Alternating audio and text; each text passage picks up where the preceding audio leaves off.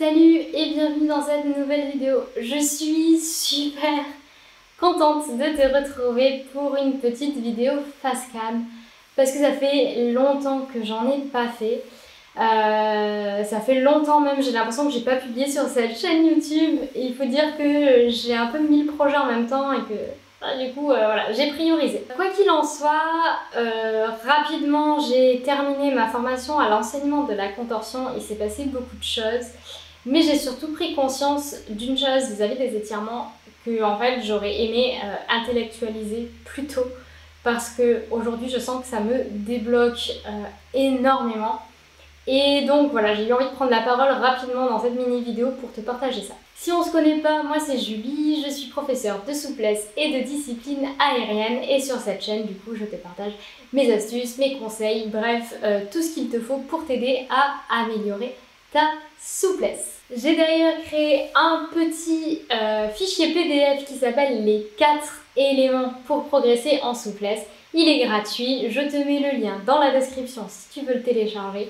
Tu auras 4 pistes pour comprendre comment bien t'entraîner et comment créer en fait des entraînements qui seront efficaces en fonction de tes objectifs. Je vais repartir du début et avec des choses très basiques au sujet des étirements.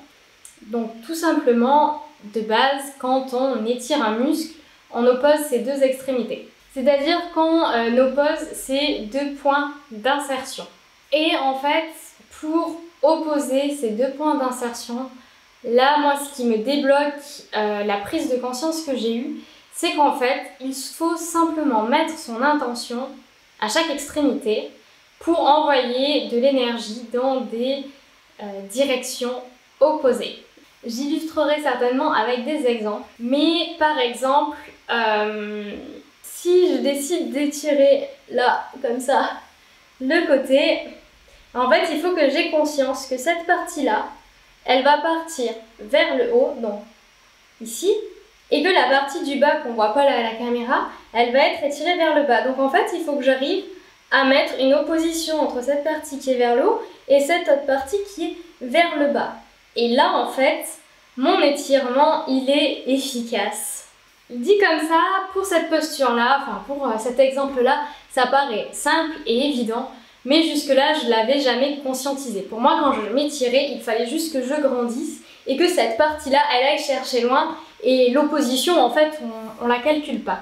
Sauf que dans des mouvements ou des postures beaucoup plus complexes, comme un grand écart, dans le grand écart, en réalité, il y a 3 plans d'opposition. C'est-à-dire qu'il y a la jambe de devant, la jambe de derrière et bien évidemment, du coup, tout ce qui est relatif au tronc, à la colonne vertébrale. Donc en fait, je dois penser à avoir 3 oppositions dans 3 plans différents.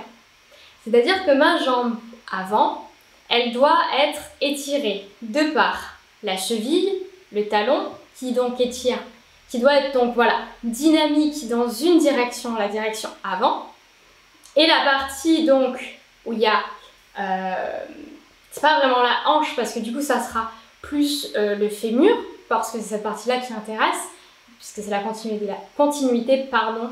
Je suis vraiment contente d'être là, du coup j'ai un débit de parole. Pardon, le fémur qui va devoir lui être étiré dans l'autre sens. Et ça en fait ça se fait avec une conscience du corps. Ça se fait pas nécessairement en engageant des muscles ou quoi, c'est vraiment une conscience corporelle qui se prend. Et donc, hop, là déjà, on a un étirement complet pour la jambe avant. Pour la jambe de derrière, c'est la même chose en fait. On a la cheville qui arrive donc dans une direction, donc vers l'arrière, et à nouveau ce fémur qui là du coup, ça va pas tout à fait être le fémur, mais ça va plutôt être le bassin, ce qu'on cherche à refermer.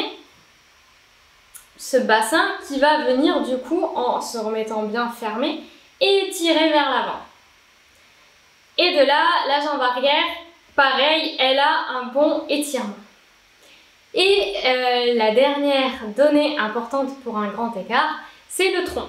C'est-à-dire que le tronc, il faut qu'il soit stable et qu'il soit espacé.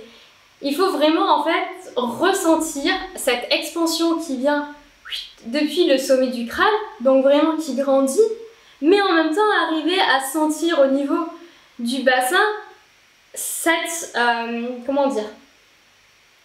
cette attraction vers le bas, sans pour autant venir s'écraser.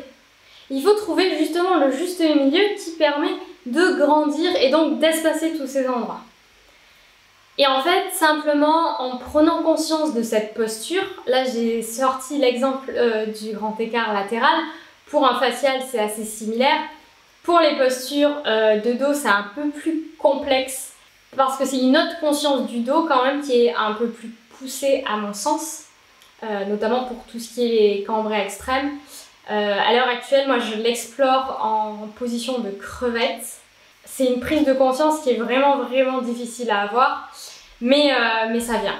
Et donc, qu'est-ce que je disais? Tic, tic, tic. Je ne sais plus.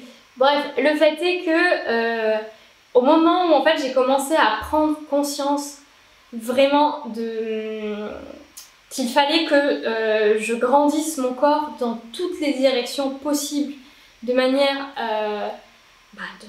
intense, juste en fait, juste par la pensée, juste par la conscience.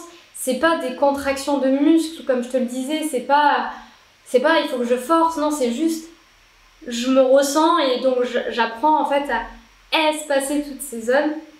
Et du moment en fait où j'ai compris ça, ça m'a vraiment débloqué un truc de fou dans mes hanches quoi. Dans mes hanches et dans mes écarts, c'est vraiment incroyable. Incroyable de chez incroyable. Cette conscience-là, après, c'est bien de l'avoir. Évidemment, il faut la garder dans tous les exercices, etc. Mais aujourd'hui, j'avais vraiment envie de te la verbaliser et de te la partager parce que clairement, je sais que j'ai un avant et là maintenant, je suis au début de l'après, quoi. Ça fait quelques semaines que je commence à l'expérimenter et que je me dis waouh, sur mes écarts, c'est assez impressionnant la manière dont le ressenti a totalement changé et surtout la manière dont j'arrive à me replacer et à et à débloquer certaines zones en fait, là où j'avais des douleurs, etc. Ou des pincements, et bien juste cette prise de conscience, waouh, c'est vraiment dingue. Voilà, ça te paraîtra peut-être évident. Moi, ça ne l'était pas pour moi depuis plus de 5 ans que je pratique. Voilà, les bases. Donc voilà, donc j'espère en tout cas que cette vidéo te sera utile.